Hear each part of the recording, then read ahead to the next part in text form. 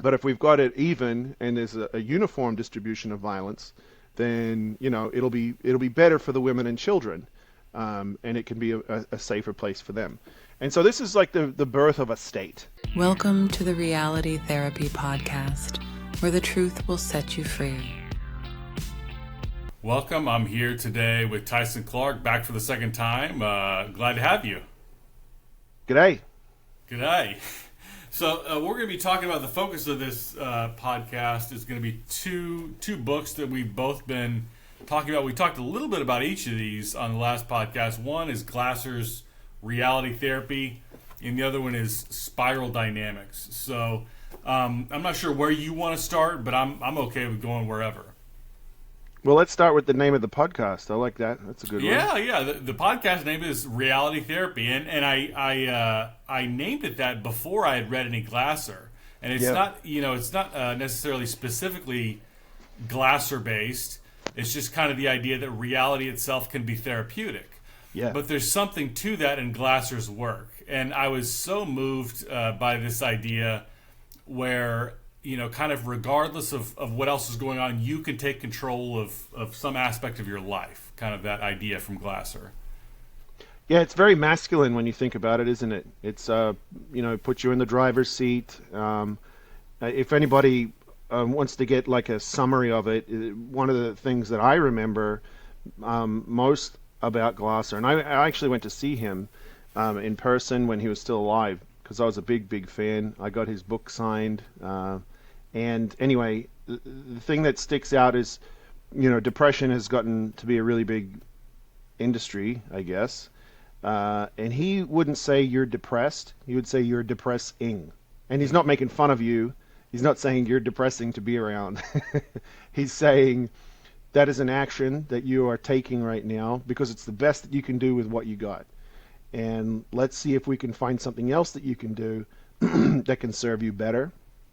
And the fundamental premise around, and this is the thing that I miss most, and I think the field really went in the wrong direction, is that Glasser's theory was that your mental happiness or your mental wellness and lack of it is due to your relationships in your life. And so if you can get better relationship skills or better self-expression skills, then there's a good chance that we can handle some of this craziness, as he called it. He just flat out called you crazy. So yeah, that was something that I really appreciated. I picked up this book when I was probably 19. I'm 44 next month, and I really appreciated being put in the driver's seat. How the world isn't happening to you. You do have some control, and whatever control you do have, get a hold of it. Take advantage, because there's a lot of things you can't. So that's what I really appreciated. Yeah, that's something I love about it too. Is it gives you agency, right? When he says, depression is not happening to you, you are engaged in creating the depression, which nowadays we would describe Glasser as victim blaming, right? Yeah. But if you actually look at the populations he worked with a lot of prison inmates and drug addicts and people who were not having the most privileged time in life. And what he's doing is saying, like, I'm going to give you some kind of agency and autonomy. I'm going to give you some kind of power over your own life. Even if certain parts of your life are controlled by other people, there is something you can take in your hand. And it's a very empowering message, I thought. Yeah, I think so too. Because if we're going to talk about the things that you can't control, well, let's not. I mean, you already just identified that you can't do anything about it. So shut up. Really, like if you're going to complain at the time of the day that the sun comes up, you can get into an argument about daylight savings, I guess, but there's really nothing that you can do about that. So it's already handled. There's nothing for you to actually take action on, and there's so much that you can take action on, and you got to cherish those things, because there's a lot of the world that does happen to you. And you've got to just grin it and bear it. The rest of it, you got a choice, and a lot of that is to do, the kind of thoughts that you choose to a certain degree. And yeah, I really appreciated that, and he didn't catch on, and I think I really looked into this when I was selling assertiveness training. that the mid '70s was when SSRI started to take off, and Glasser was very against the. He wrote a book called "Warning: Your Psychiatrist is Dangerous to Your Health," and he was a psychiatrist. He was an Wow. MD. Yeah, so he didn't like the prescription of drugs. Never wrote a script, not once, in his whole career. Nope, never wrote a script. And I think he might have he might have read a benzo like when he was in he was pretty old. I think he died in like 2011 or something. He would have been 90, so he was not a spring chicken. So he was there, in the 60s and 70s when benzos were pretty prolific, and so he might have done that, but nothing to like the public. This is only in institutions and stuff. So. Yeah, so before the chemical imbalance idea took hold, the idea was relationships are the source of your happiness or lack thereof. And that was also around the time that assertiveness training sort of started dying down. We stopped doing that. We stopped focusing on that so much, which is a real shame because the chemical imbalance side took off, and the relationships went down. That is very interesting because the chemical imbalance side, seems very much the opposite of Glasser's perspective, where it's like some chemical thing is happening to your brain, like you're not an active agent in this process.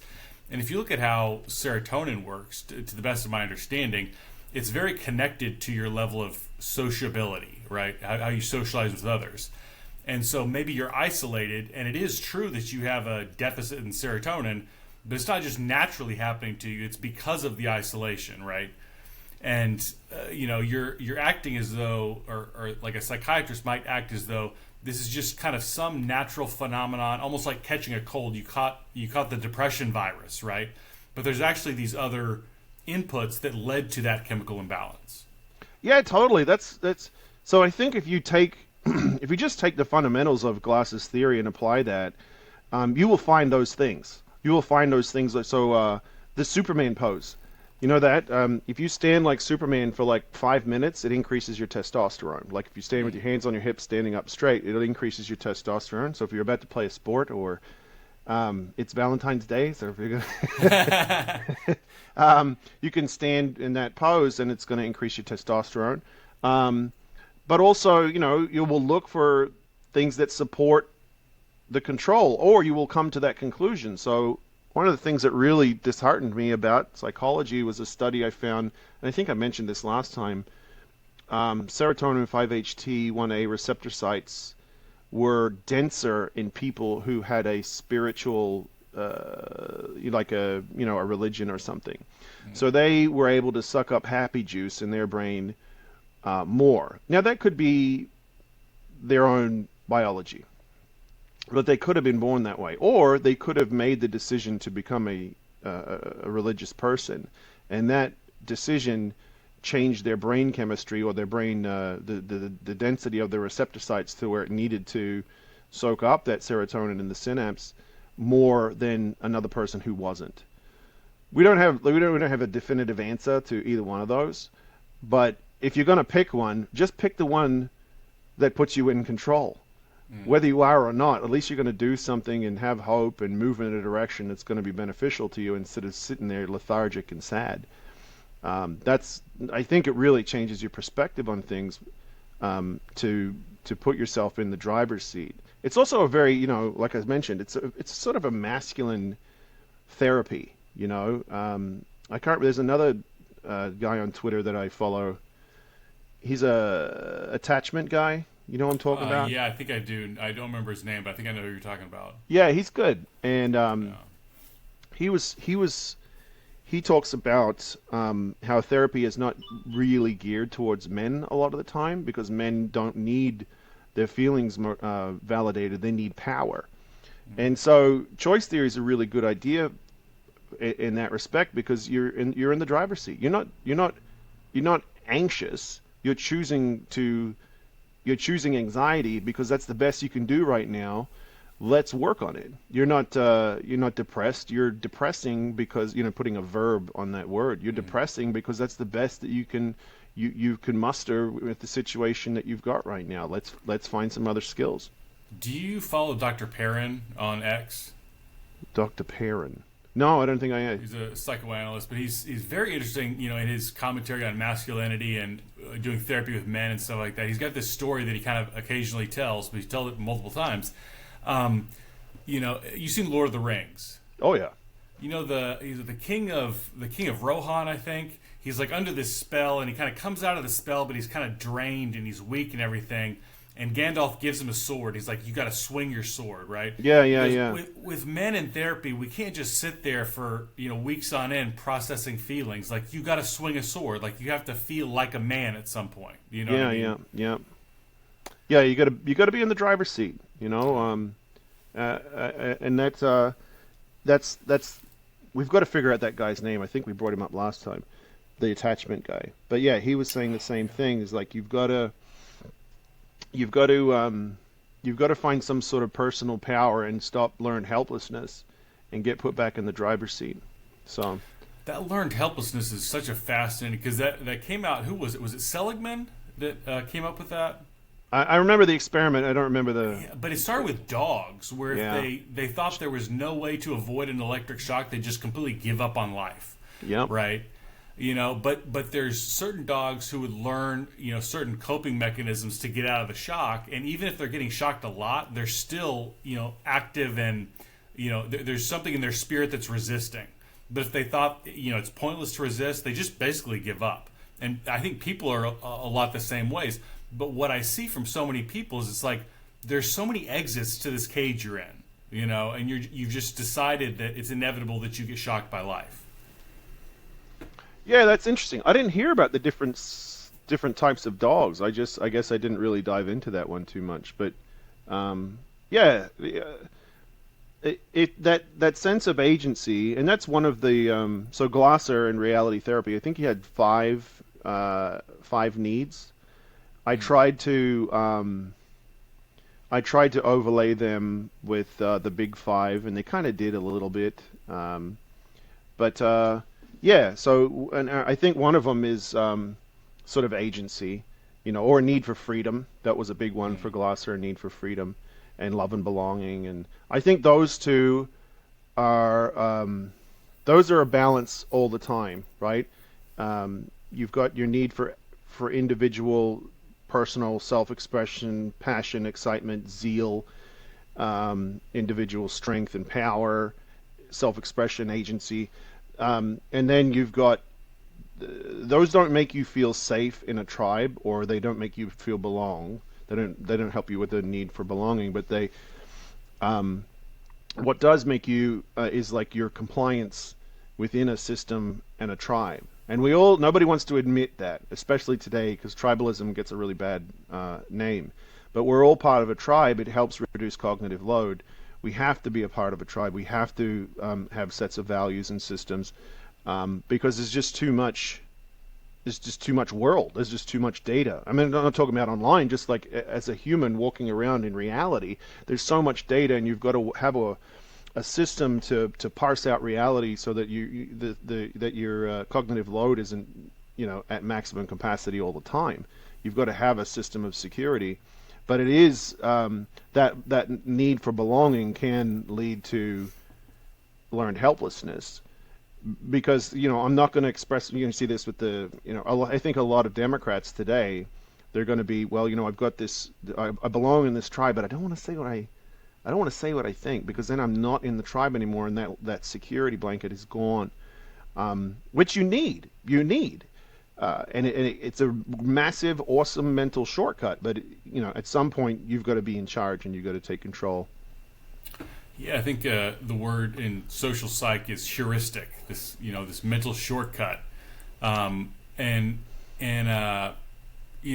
if you're a Republican, your mental shortcut in politics is that Democrats are doing it wrong, they're being dishonest or deceitful, and they don't have your best interest in heart. And if you're a Democrat, it's the reverse, right? So it's just like this quick little mental shortcut.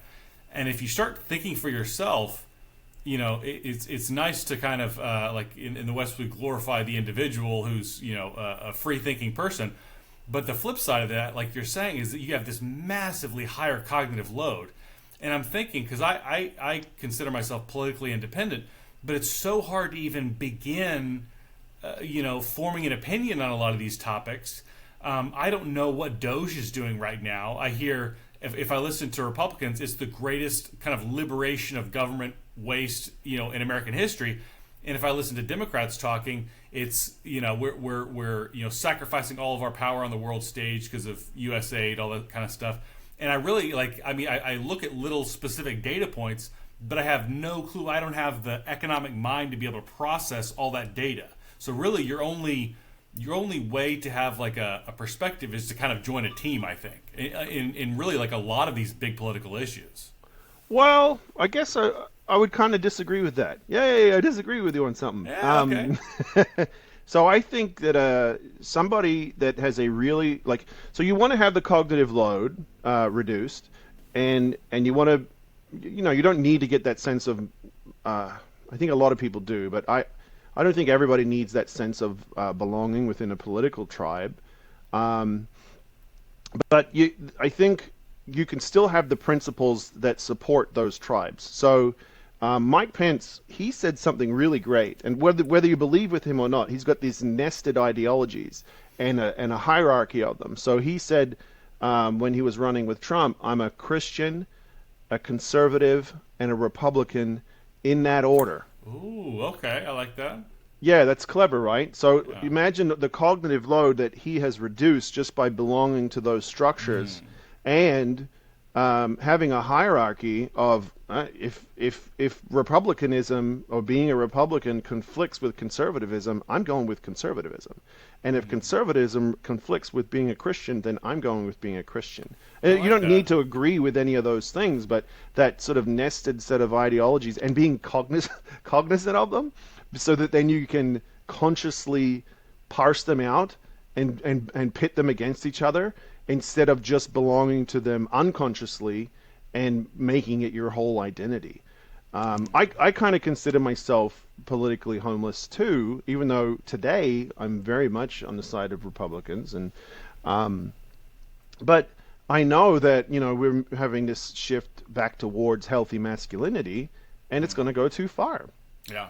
Maybe in 15 years we'll have to swing back and I'll be like, well, we need to be a little bit more emotionally supportive, but I don't think it's quite yet. I think we got a Yeah, long, we got a ways to go, probably. we got a ways to go. I would say I suffer from Groucho Marx syndrome, in that I wouldn't want to be a part of any club that would have me as a member. I don't know if you've seen the famous photograph of the Nazis where everybody's doing the Sieg Heil salute except for one guy. Yeah, It's yeah. like, be this one guy. Like I really relate. Like I'm good at that part. I don't think I would ever get caught up in the kind of groupthink that would lead to totalitarianism. The problem is, I think I miss out on a lot of beneficial movements because I'm too afraid of joining a group. Essentially, Oh, yeah, that's my totally. weakness.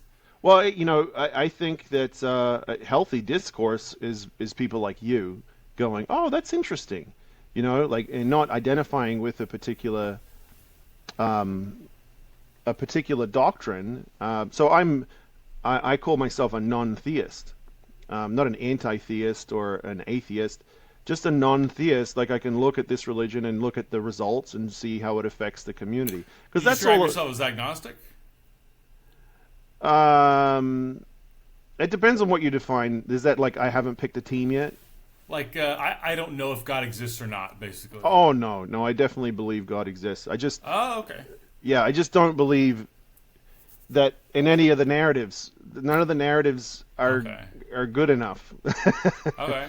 for me to buy into. So, but I appreciate all of them to some degree because I had to go through hell to come to an understanding of divinity.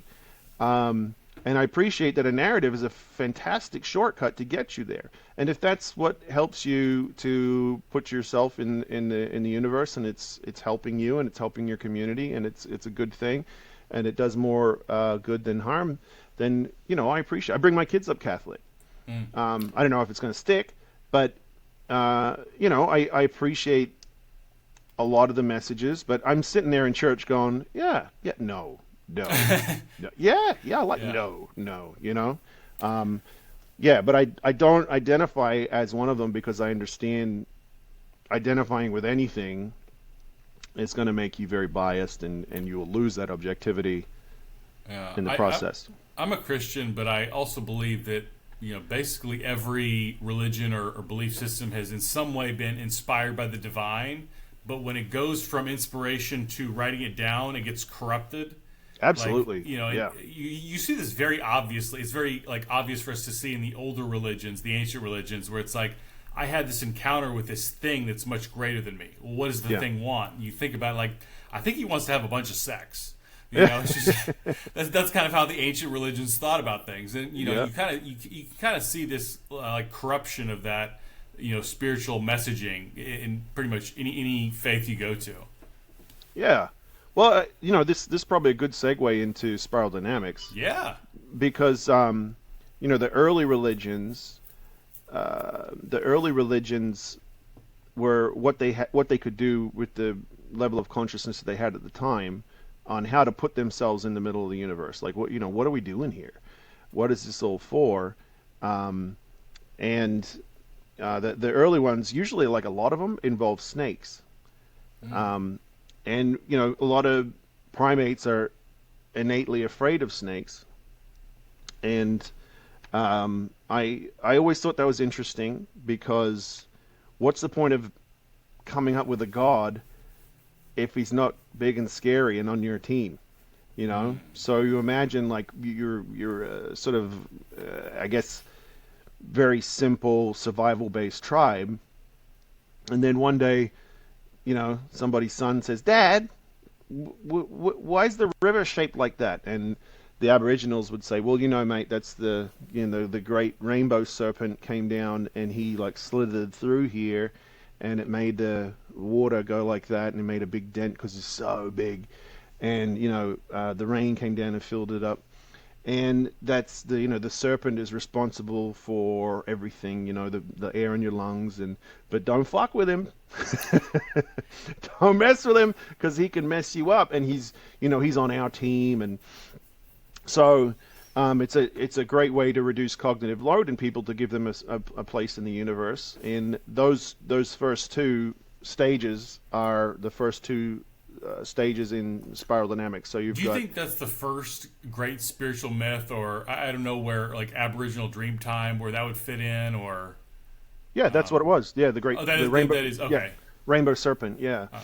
so that was their thing. So and the African tribes, they have a lot of snakes as well. Gotcha.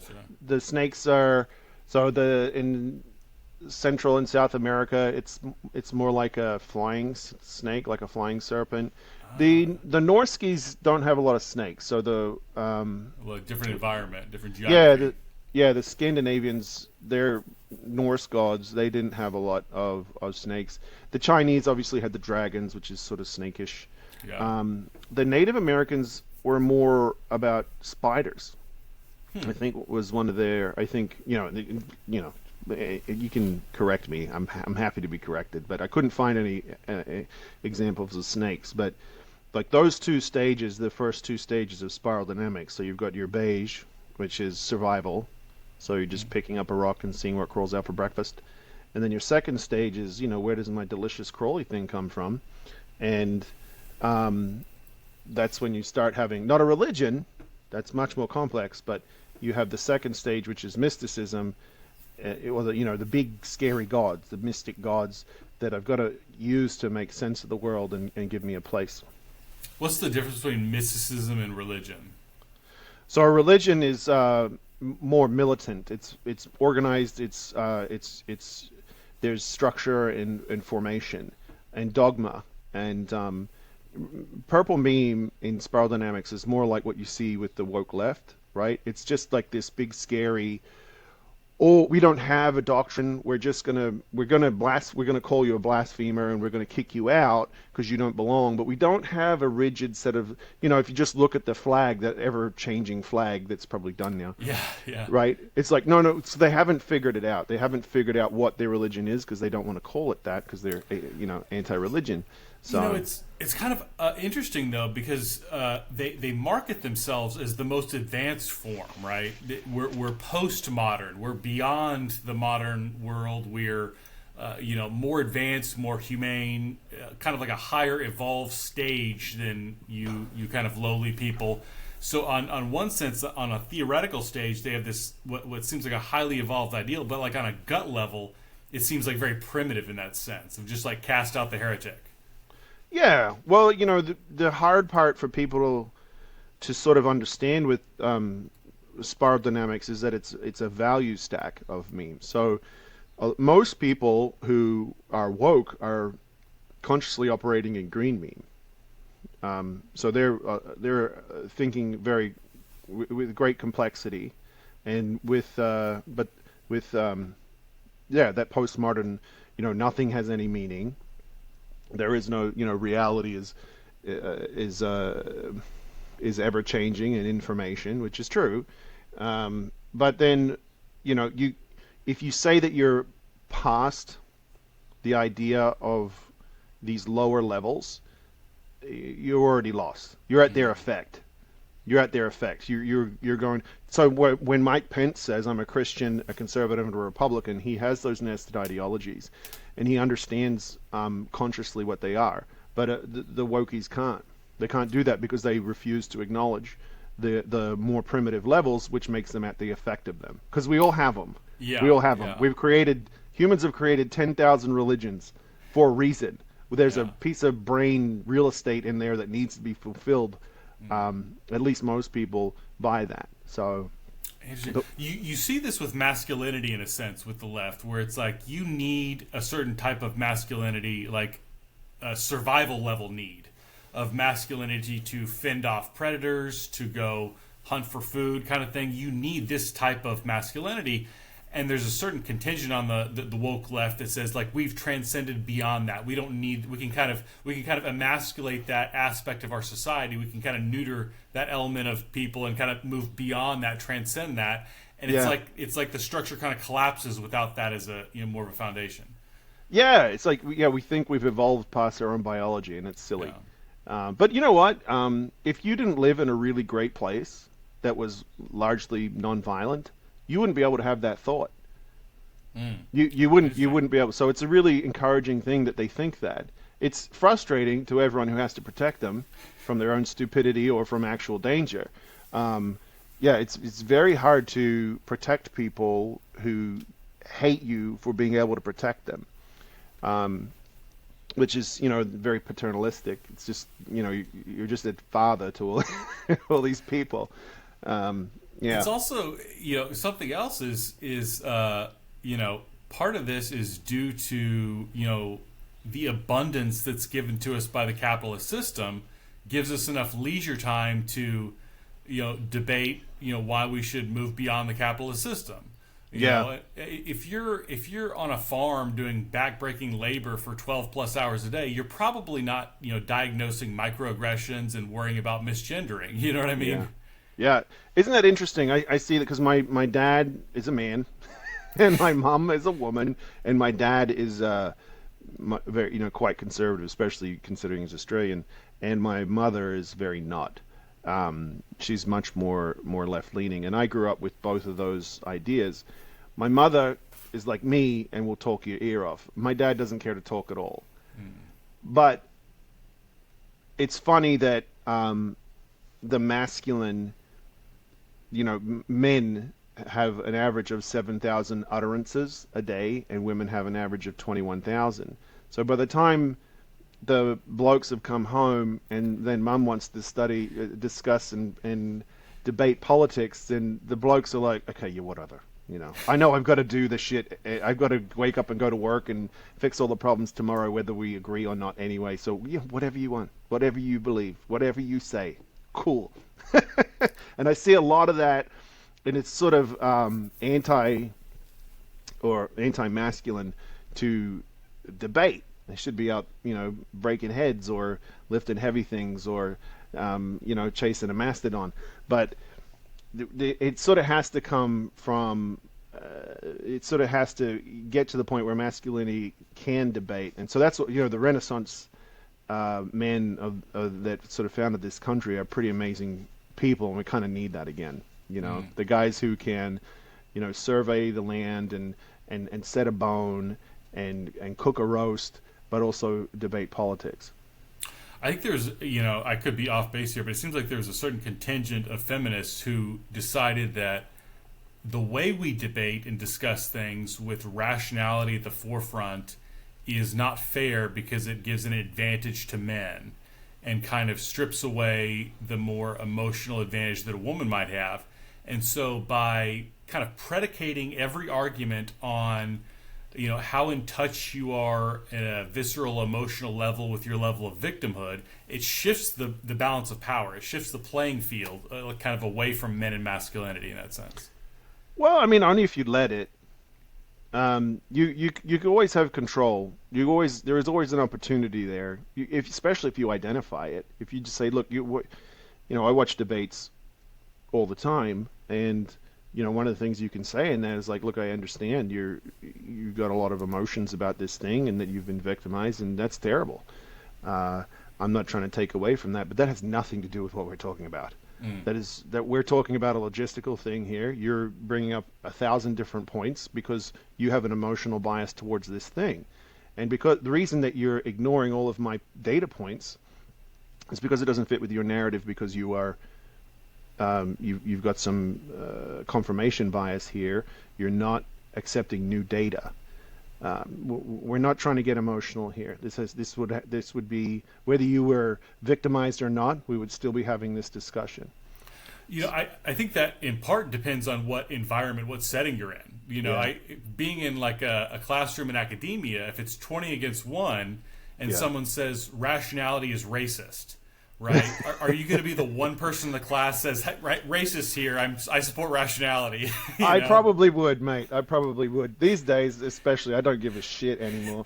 No, I really don't. Because, look, I remember when I got out of college and I really stopped giving a crap because I got in trouble for saying good morning, ladies, Someone was like, F you and your ladies. I'm like, okay, gentlemen, what do you... Shut up. I don't care.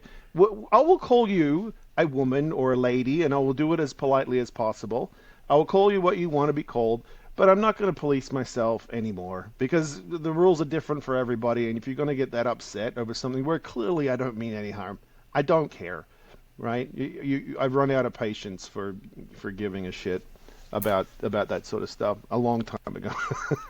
Something interesting is there was this push for a long time, generally from feminists, but it felt like a broad push in society of like almost like gender neutrality. Don't treat each other based on any kind of gender roles. So you encounter a woman, basically treat her like you would a man.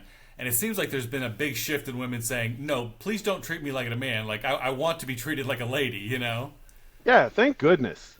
Thank goodness.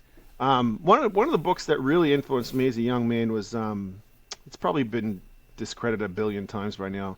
It was Barbara and Alan Pease, Why Men Don't Listen and Women Can't Read Maps, and it was really Evo Psych sort of male female stuff, and it was great. It was great for speaking to women and understanding men. Men, well, I think the language they use is men are lunch chasers, and lunch chasers. Yeah, well, if you look at all gaming, all sports, everything, it's men are obsessed with. It's very sad how simple we are, but men are obsessed with making this thing hit this thing as it's moving through time and space. That's what we like. We like football. We like basketball. We like shooting. We like hunting. We like fast cars. We like things that are moving through space and time and making that thing hit another thing. That's so cool to us. Where the whole male human brain is geared around one thing hitting another thing. Like, can you imagine? Like, just let me do a little experiment on you. Imagine two dudes shoot their guns at the same time, and the bullets hit each other. How cool is that? That's the coolest thing. Wasn't there a show where they did that and filmed it in slow motion? I feel like I saw this somewhere online. I don't know where it is, but I'm gonna look it up right after this conversation. Two That's the bullets coolest hitting shit. each other in midair. It's the Yeah, coolest thing ever. that's the coolest thing ever. So that's two reasonably intelligent blokes reduced to the dumbest shit ever. That's who we are. Yeah, That's what men are. yeah. So yeah, we're different, and women will go, okay, great. Let's talk about Jenny. She's being a real bitch. So that was the sort of premise of men don't listen and women can't read maps. Is it talked about the strengths of women instead of so I see this in my staff. Um, my female staff, like I would never get a man to do their job. Men aren't diligent enough. Men are like I give my female staff, hey, we want to do this, this, and this, and they go, okay, how do you want blah blah blah blah, right? And generally speaking, blah blah blah, not all women, yada yada yada. But the blokes will be like, hey, we're going to do this, this, and this, and they go, I know what I'm like. I'm like, I'll just do it my way. I'll figure it out. I'm not gonna read the instruction manual. Fuck that shit, right? That's how we work. So I really appreciate the differences between, generally speaking, between men and women. And, my manager right now, she's in my other office, and she keeps me on my toes. And there's parts of her that are more masculine, and that's awesome too. You know. But to deny that there are a general set of characteristics that are geared towards our bodies is just silly, and I'm over it. I think we all are. I know if I'm struggling something and I go like to my parents, my mom is the one who wants to listen and empathize and, oh, sweetheart, tell me how that is, and get all the details and process and everything. And my dad will say something like, get back on the horse and ride it. And I think you need both of those sometimes. You need people to empathize with you, and you say, okay, what's our plan for moving forward? You Yeah, need both. that's right. You need both. You need mom and you need dad. You need mom to tell you that you're pretty and to cut the crusts off your bread, and you need dad to kick you in the ass and call you a dumbass when you fuck it up. So Yeah, yeah. yeah, it's great. Yeah, nice. So I wanted to kind of get back a little bit to this idea and spiral dynamics of this layering. Can you explain to me what the layers? I think we talked a little bit about the first two, and then I'm kind of losing track on the ones after that. What does it look like? All right, so I'm trying to. I think this is a fantastic idea, and a replacement for thinking about culture as race. That's what one of the really exciting things about spiral dynamics is that culture and race are separated. And in the West, especially at the level of teachers have this problem where they've got different, like here in our town here, they have Native American population, and most, like, that's like I think 20% of the population of the kids is Native, who grow up with a set of values, okay, and then you've got the white population, and they grow up with a certain set of values, and then you've got, so we all, through the curse of having eyeballs, we identify with a group, and that group has a set of values, and we start to distinguish, okay, this group does this and this group does this, and we start to build this ball of values and systems. Now, if we could just pretend we didn't have eyes for a second, then we would recognize that this community here has these values, and I can have them or I cannot, right? So I can go to Australia and I can be a little bit more submissive, or I can not. But by identifying with that, whether it be American, Australian, Native American, Aboriginal, whatever, you are using that set of values for all of your problems. And when you've got a hammer, everything starts to look like a nail. So in the West, we're very advanced, and we use democracy, and this postmodern solution to everything, where it just doesn't work in a lot of cases. If I don't have money for food, democracy isn't going to help me. I need a job, and that's a very basic that's a really like a very not a very complex thought for people who are really clever and thinking about democracy and politics all the time. So spiral dynamics is a way to sort of build complexity in your value systems, but not discard the previous systems. That's the important part. And in the West, the problem with spiral dynamics is that, I'll get to a picture here in a second, but the problem in the West is that we're very success focused. So we go right to the top. Everything's at the top.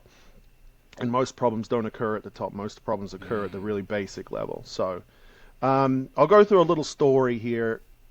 So this can be a little clip if you want. We'll go through a story as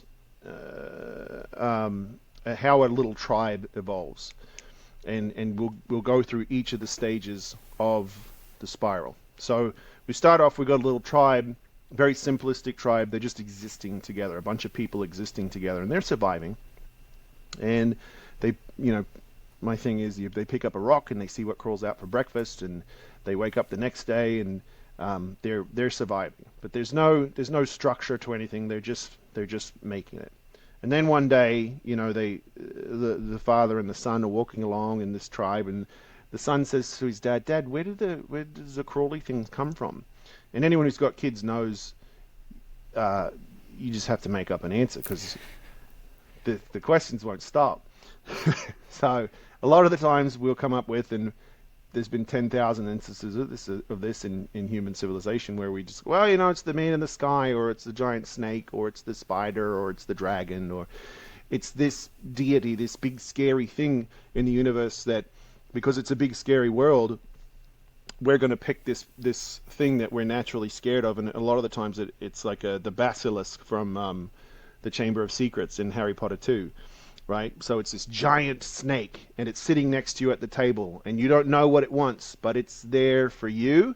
It loves you. It gave you everything. It's responsible for the air in your nose and your lungs and the food on your plate, and it'll kill you if it wants to, and so you better sacrifice to it and show reverence and fealty and loyalty to this mystic god that controls everything in the universe. And there's thousands of different versions of this in every different culture, right? But a lot of the times, I think it was 50 to 60% of the time, it was a snake, which to me means that we're really interested in things that are violent, because if they're incapable of violence, if you've got a god that's a little pixie fairy, it's not going to make me feel safe in a big scary world. Can I interject something? I don't know if you if thought about this at all. Do you think that this is like passed down through culture, this meme, this idea of a giant snake, or do you think it could be something encoded into our DNA through thousands of generations of evolution?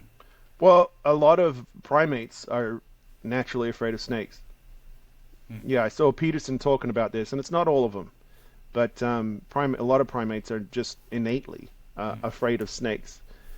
I'm afraid of snakes. I grew up in Australia. Apparently, I'm not supposed to be, but I'm afraid of snakes. They don't have any legs. That's messed up. That doesn't make any sense to me. It's weird. Yeah. No. Just no. Don't not have legs. You need legs. So, all right. So we're going to move through the spiral. What we talked about there was purple meme. Okay. It's the mysticism stage. Okay. So we've got our tribe, and we've got the little boy, and he's talking to his dad. And the tribe, they've got this snake god, okay? And so everyone lives in fealty, in fear and reverence to the gods, okay? Whatever the culture is. But then a couple of people are like, they're feeling kind of stifled by this snake business, and they haven't actually seen this giant snake. And so they're like, well, you know what? I'm going to do what I want. I'm gonna be the snake now. I'm going to be the god, okay? And this is red. So I'm going to do what I want. And if you think you can stop me, then you go right ahead. But I don't think you can. So this is the self-expression time in the tribe's evolution. And every tribe goes through this. And so if you can do a thing, then do it. And if you better show respect to me, because otherwise you're going to wear it. So it's a very fear-based system as well, but just in a different way. It's more empowering of the individual, which we can agree is a really important thing, especially when it comes to psychological self-expression and relationships. You need to be able to express yourself. So, a lot of people are, doing what they want or doing what they can get away with. And then after a little while, they notice that the numbers of the tribe start to dwindle because everyone's doing what they want, but the tribal elders are going, there's a lot of rape and murder going on because the biggest and the strongest just do whatever they want. And so they come up with an idea of, let's have a central system of violent distribution of violence, okay, where we're going to call them police. And they've got a set of rules, and we've got a set of rules in our tribe about how we're going to interact with each other so that the violence is more evenly distributed. Because when it's the biggest, strongest is doing all the violence, then people start to disappear. But if we've got it even and there's a uniform distribution of violence, then it'll be better for the women and children, and it can be a safer place for them. And so this is like the birth of a state. Okay, we're handing over violence to the state, and we've got a set of rules, and they're uniform. It's a uniform distribution of violence, basically. And so we're going to get our idea of justice. So this uniformity. This is I think the earliest example of this I could find was in Exodus, when Moses started distributing judges basically to the different tribes. And so you're going to organize that one, and you're going to organize that one. Whereas prior to that, Moses was like the judge and juror for everybody, because he was like the connection with God. So this way, you have these sort of heads of state and distribution of violence in an organized fashion. So this is when you asked before, what's the difference between mysticism and religion? This is it. There's organization, there's structure, there's doctrine, there's rules, there's regulations. And now we've got uniformity within the tribe. And so now the tribe starts to really proliferate because it's a safe place, or at least a structured place, to raise women and children. Okay, because the women aren't so afraid that they're going to get raped, at least not without repercussions, and the children aren't going to get their ass kicked because there's a strict set of rules enforced by the elders of the state to disperse judgment and justice throughout the tribe. So this is a really reliable part of the spiral. It's called blue mean. Okay, so this is the middle class. We get up, we go to school, we have a job, we come home. It's very reliable. It's very structured. It's very safe, and nobody, it's that community versus individualism, right? So we just came from hyper-individualism in red meme, and now we're moving into security of a set of structures and a more tribal focus. Okay, so you got blue meme now, and everybody, there's this reliability and things moving like a machine, like a well-oiled machine, and then some cheeky bugger like me recognizes that all the kids walk the same route to school every day, and let's say there's a beehive on the way, and so you say to the kids, hey, if you bring me back a beehive, if you bring me back some honey from the beehive, I'm going to give you $1. And so the kids do that on the way, and you give them the $1, and then you go and sell it in the town square for $3. So through the reliability of the tribe and the structure of the tribe, then individual success is achievable because of that reliability. And you're able to, yeah, go ahead. So it's kind of interesting because we had this individualism stage before, take whatever you can get, right? And it's very chaotic and unstable, unsustainable, right? So then you have like a more communal stage where you establish government, and that allows for another individualistic stage. That's right. So this goes throughout the spiral. So in beige, when you're surviving, it's individual. It's individual. And then when you're all revering the giant snake, it's tribal, communal. And then we get sick of that and we go to individual self-expression in red. I'm going to do what I want. And then that gets to be too much, so we bring it back. So it's like a pendulum swinging all the time, and we're going to see this with masculinity and femininity and tribalism versus individual self-expression in our own big tribe, the Western world. So yeah, we're swinging back to individual now with orange, which is really like if you don't have a good way to remember orange, you can think of our president currently. He's very orange, very success driven. It's kind of It's cute, so isn't perfect. it? It's Yeah, perfect. yeah. And everything's big and beautiful, and it's the greatest, and everybody agrees, and it's Bigly. wonderful. Yeah, bigly. So, yeah. So you're sort of leveraging and exploiting the reliability of the tribe for your own individual gain. Okay? And that allows you to do more of that, right? So you create a little business out of this, honey extraction thing, and you give more people jobs and more reliability, and then more success and more jobs and more reliability and more opportunity. So there's a lot of opportunity in Orange Meme. And there's a lot of business, there's a lot of commerce going, and it's all leveraged off the reliability of the rules of the tribe, which is all leveraged off the self-expression, the need for self-expression, which is all leveraged off, the gods, the big scary gods. And so now there's a lot of time, there's a lot of success, and then we look at, and we're sitting up there on the mountaintop, and we're looking at our pile of money or seashells or whatever we're choosing for the currency for this silly tribe, and we say, well, you know what?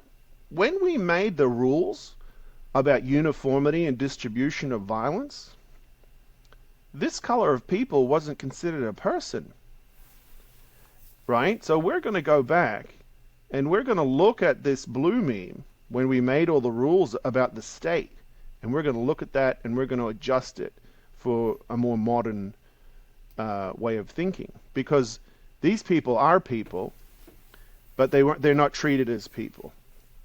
So we go back and we start to reorganize and sort of flatten out and make the equality more equal that we were able to achieve after the violence of red meme.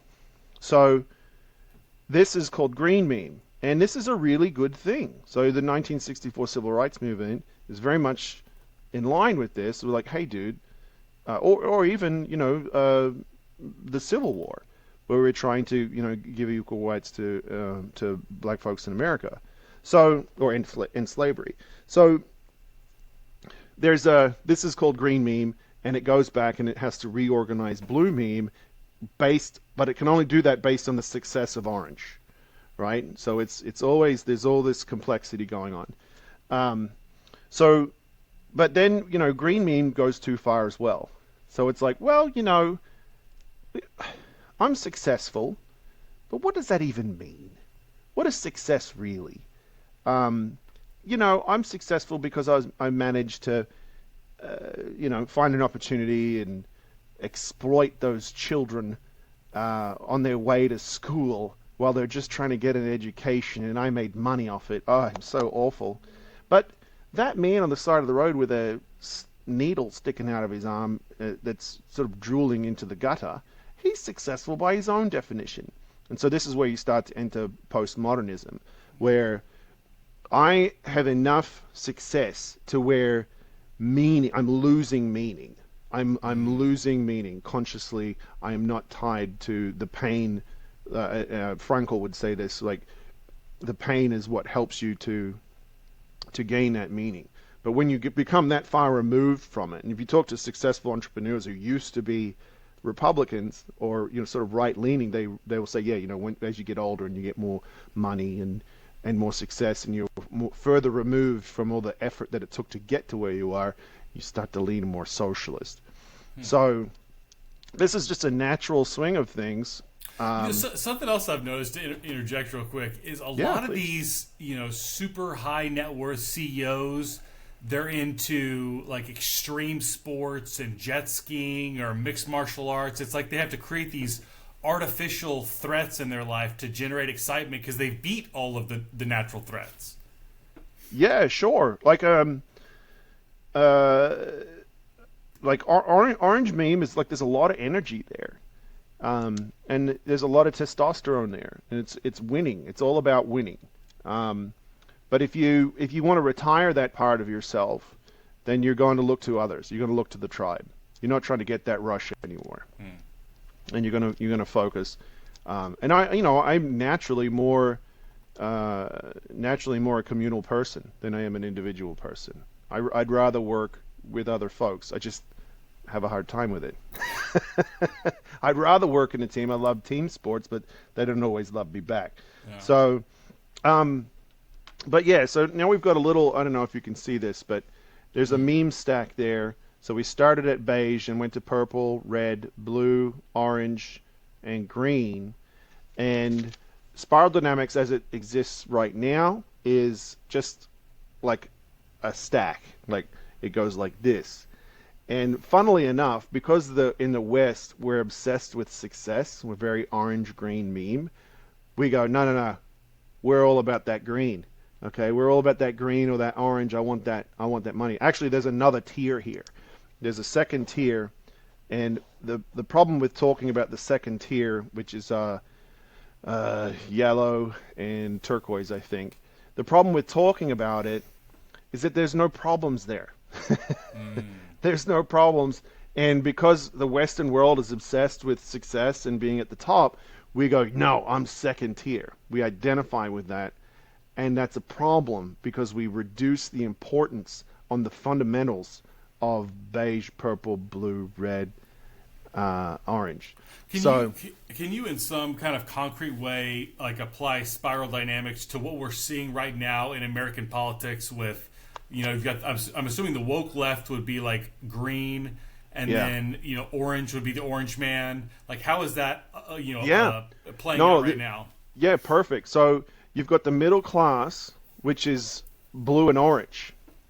Okay, the middle class, which is blue and orange, and then you've got green teaming up with red. Okay, so you've got the upper class politicians who are using the idea of the powerless and in red, and really just using them for votes. And so it's like the two out. So you've got the upper class green memers who say they want to help, and I think they might start out that way, and they're looking at the red meme. So minorities, they're looking at these people who are like based on everything's respect. I've got to get my respect. You better speak to me this way. I got to get mine, or you're gonna get me. So those two are colluding against the middle, which is, middle class blue collar workers, blue meme, blue collar. You think about it that way. It's not always the case, but it is a good sort of heuristic. And the orange entrepreneurs they're focused on, the values of the Western world. So that's I don't know. Does that help you to sort of understand what's going on? Yeah, Yeah. yeah, and kind of with what's going on, it seems like the Trump 2.0 is like a massive backlash against what looks like kind of an overextended green time. How do you see that? Yeah. So the Democratic Party right now is very green, right? Very green meme, equality. Uh, well, it moved into equity because equality wasn't enough. The thing is, like when the war is over, like when is the war over with feminism? When do women get equal rights? Well, they've had them for a long time. Women have had equal rights for a long time. So, but how do you identify once the war is over? You're still a warrior. You're still a warrior, but there's no fight. So, but because that energy is still there, the Democrats are really smart politicians. They know they're going to leverage that. So they know that if they point to any kind of inequity, then they can exploit that for sort of tension and to get you off the couch and vote for them or get upset or whatever. So yeah, the Democratic Party is very green and very red. And the Republican, and I think most of the country, actually, this is why they lost the popular vote, is very blue and very orange. we just want to win. We just want to, we're fine. Equality's great. Let's, it's great. Let's keep up with that. That's blue meme. We want equal distribution of laws. Taking from one guy and giving to another. I don't know. Like that kind of shuts down meritocracy. Um, but It seems like they got very overextended, in a sense. Like, it was, I think, overwhelmingly, even a lot of racist white Southerners were pulled into the civil rights movement, thinking like this. We're just not on the right side on this one. It is right and it is our duty to do the fair thing and extend civil rights to all Americans. Right? That was like a very like common sense thing to embrace, and it was that was the moral position to take at the time. And now you see these politicians just trying to milk this social justice thing for everything yeah, it's worth, and it's like. yeah, Well, female CEOs who are millionaires don't have quite as much money as male CEOs. It's just like, how much sympathy can you really gin up yeah, every chance you get? yeah. I think milking it is a great way to describe it. Yeah. So that's why I say, like, I think identity is a massive thing. That's why I don't identify with either party, because it's going to skew your judgment. If you identify as whatever, if I identify as a Golden State Warriors fan, I'm not going to admit that Draymond Green likes to kick people in the nuts on occasion. Right? That's just a natural way of his shot. He just happened to kick him in the nuts, whatever. Um, and then when you stop identifying with whatever you're identifying, like me identifying as a Denver Nuggets fan, I'm like, geez, Draymond, take it easy, buddy. So I don't like identification with any particular group because it skews my objectivity to have those uniform rules. I got another question to kind of mix the first part and the second part of our conversation. How do you think William Glasser, from a reality therapy perspective, would look at spiral dynamics, today? Um, well, I can't think of spiral dynamics sort of exists within it would exist within the spiral. I'm sorry, reality therapy would exist within the spiral. Reality therapy is sort of a microcosm of how you as an individual are going to conduct yourself. And I suppose if you're going through life and you might need a little more purple, um, then you're going to hand over some of your agency, right? Because it's all about agency. You're going to hand that over to the tribe or the structure or the god that you're submitting to. Okay. And then if you've got a problem with self-expression, well, that's all me. That's just me.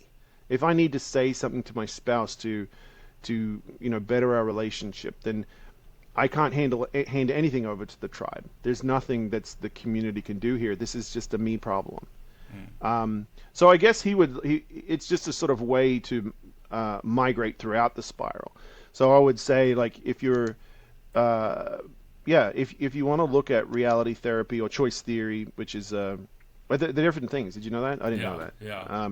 Choice theory is actually, like, I guess, the real world application, and reality therapy is the therapist's version of using it.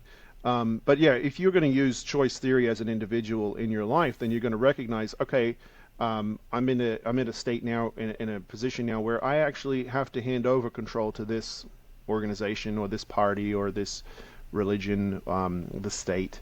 I don't have anything I can do here. I'm going to comply within the rules of that ship, right? I'm in a ship and I'm going to meander throughout that ship as best I can, using as much agency as I can muster. But I recognize there's some pretty sturdy walls on this ship, and there's some pretty obvious rules that I need to follow. So I think that's what you're going with, right? Yeah, it feels like where our politics are in America right now, Glasser and reality therapy is very right wing coded. Yeah. Anything to do with agency, autonomy, personal responsibility, those are all kind of nasty words on the left today. Which is really unfortunate, because then I saw some really sad news. I really don't like, I'm, like I say, I'm a right wing person now, for now, and somebody I saw a clip the other day. I think you liked it on X. Was they said that manager was a sexist word, and I'm like, Is ah, that man? yeah, because it had the word man in there, and I'm like, Yeah. man, like you got to take some agency here, and we can't make you do it. You know, I think it would be beneficial for some Republicans to turn Democrat for the Democratic Party because we need Mm. it. We need the Democrat Party, and if you really want to be the change that you want to see in the world, um, then that's something that you can do. And I think there's plenty of room over there, especially for men. I think that regardless of what they say, um, they they really. I'm not going to do it. I don't care that much. But yeah, I think they need some of that individual agency and like just like dude, let's tone it down. Let's get back to reality. People aren't into this. Let's get back to see what the world is. There's very much a politics of purity, though. Like any kind of compromise, and it's like, you're compromising with Nazis. That's how it's viewed. Let's be slightly less radical on this issue. It's like, oh, okay, you probably would have supported Hitler. That's kind of the mentality, and it's hard to get any kind of nuanced debate, on the left right now. Yeah, it is. I think it's going to have to get better though. It's really going to. So I'm very confident we're gonna go back to intelligence again instead of just outrage. I hope you're Um, right. no, I mean, how could it not? Like, Yeah. there's nothing. They're losing the media. Nobody's tuning in. They lost the popular vote. The things that they can get as outraged as they want about what Trump is doing with all these EOs, but you know I don't know. They're saying that there's a bunch of people that are regretful about their vote, and I haven't met one. I haven't met one Yeah. yet. I think a lot of people are very excited about having Yeah. a president again, and I keep and hearing people say, "This is what I voted for." yeah, this is I'm over the moon. I'm over the Yeah. moon about having a country that people are proud of. I think that's really important, and if we can tie it back into um, spiral dynamics, that green meme doesn't like the border. It doesn't like having a border because it's a separation. We're all just people. Then you lose meaning, and then you lose values. So if America isn't the greatest, which it is, but if America isn't objectively the greatest, then to them they don't need to draw a border. They don't need a definitive line that separates America from Canada from Because all Mexico. cultures are equal. All cultures are equal. Yeah. Right. So we're having a situation now. I would really love. So we all our schools, right? My kids are in this school, and then there's a school here, and there's a school there. Um, and the one with the Native American population is doing really, really poorly. And I've tried to sort of spruik spiral dynamics to these teachers so that we can sort of drop the idea of race and recognize that we're adopting ideas within these subcultures, and the ideas are not serving us. So it has nothing to do with your skin color or your race or how you were born. We don't need to even talk about that. It would be really great if I can bring up that this particular segment of the native population doesn't have these values and it's hurting their schooling. It would be really great if I could say that without Now being you're called a victim blaming. racist. Yes, you're right. But Yeah. so the next step for you, let's say they're in red meme. They're really okay. Well, you're getting your fill of self-expression, okay, and you're sticking it to the white man, but you're not getting your schooling, kid. You're not getting what you need. So what we need to do is dial down your self-expression and your protesting or whatever it is that you're doing, and hand some of that over to the body that you're a part of, which is school, and put your head down and your bum up and start reading 20 minutes a day or whatever the solution is. That's so fascinating because these values like personal responsibility that have been dubbed, symptoms of white supremacy, the people who need those tools the most are these so-called marginalized populations. If you're Yes. if you're a rich white guy, you can screw around and be irresponsible and still be able to pay the mortgage or whatever because you have a lot. But Yeah. if you're kind of on the line and you go out and gamble or drink away the rent money, that has serious consequences, right? that Yep. has much more consequences for the poor or the marginalized person than the rich person. Yeah, so you've got green meme and you've got red meme. And so the green meme is using the red meme, and the red meme is using the green meme to gang up against the blue and the orange meme in the middle. So there's this collusion going on, um, and the upper class sort of green meme Nancy Pelosi types recognize that's juice. Like I can get some juice out of this. I can get some votes. I can get people upset. I can get them to go vote. So they've been using that for a really long time, and so that's like an encouraging thing about the U.S. right now is you're seeing all-time lows of people of color and marginalized groups voting for the Democrats because it's not working. That's encouraging because it's gonna work out better for that group for those groups because they are going to gain individual agency instead of pointing at something that they can't fix. They can fix, I can fix me, and you don't need to say everything is perfect or hunky-dory or wonderful for every race. You don't need to say that. What you need to say is, I have a bunch of circumstances right now. I am not going to wait for the entire system to change because I'll be dead. I need to fix this thing right here. I need to, dial down my aggressive self-expression, or I need to do this reading or whatever the thing is. That it's usually what I'm seeing in America today. Most of the problems are going to be handled by going down to, like, maybe on an individual basis, going down to red meme, saying, hey, what's going on? Do you need to stop doing red meme, or do we need to go back even further and look at purple with you? What would that look like, going back from red to purple, like today? Well, you're just sort of visiting, like, so I did a lot of coaching with Spiral Dynamics. And, I basically asked him, like, is this a problem? This problem that you're having, is this a problem with, your own self-expression, or are you trying to belong? Is it a thing where you need to belong, or is it a roles and responsibilities sort of situation? So roles and responsibilities is very blue. Self-expression, like, do you need to get something off your chest, is red. And they always do this. Like, they literally point at their throat. And so it's usually red or blue. It's usually red or blue. Most problems occur that way, and that's why it's very sad to see Spiral Dynamics, which is a great tool. Everybody is in green using it, and they're doing the exact same thing. They're blaming everything on racism.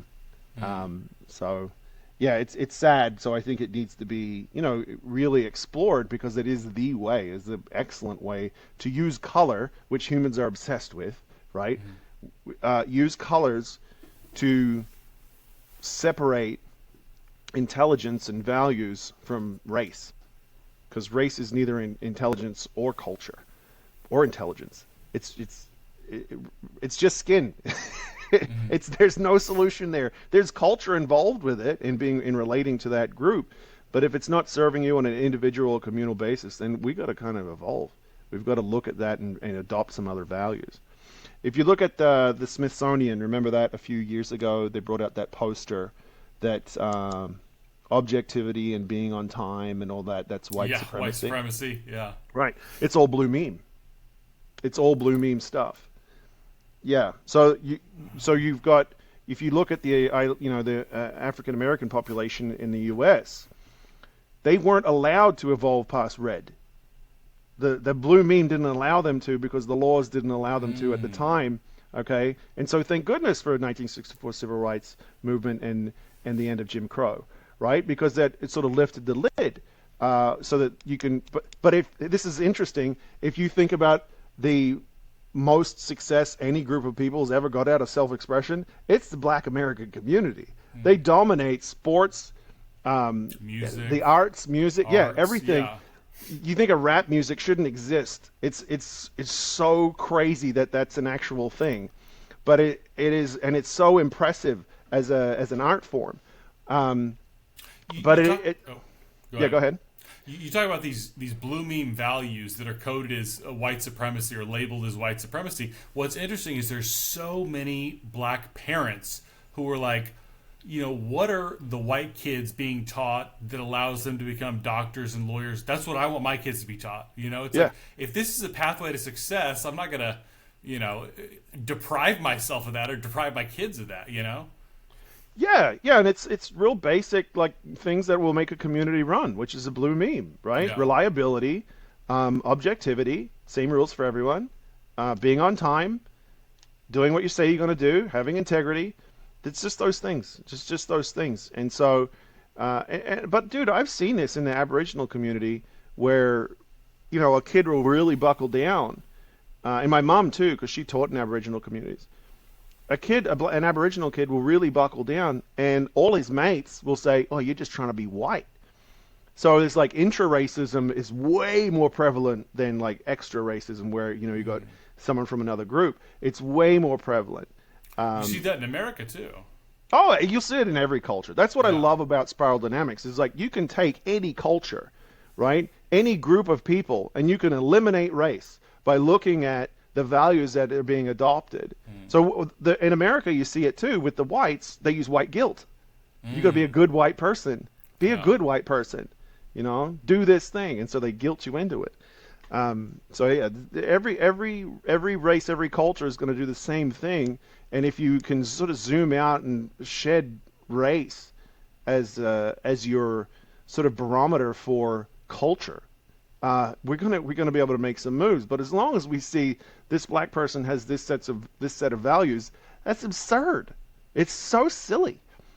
And so this system here is a really great way to avoid that. And is it the best one? I don't know. It's the best one I've seen, but it is a really quick way to go. Okay, you embody these values here.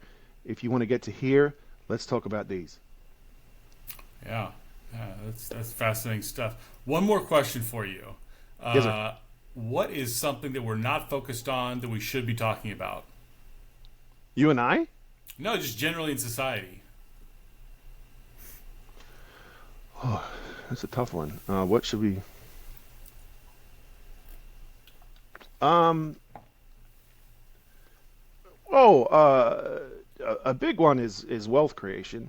I and you know, I was pretty. I showed some promise in school, as I'm sure you did, as a little man, and everyone said to me, "You need to go to university."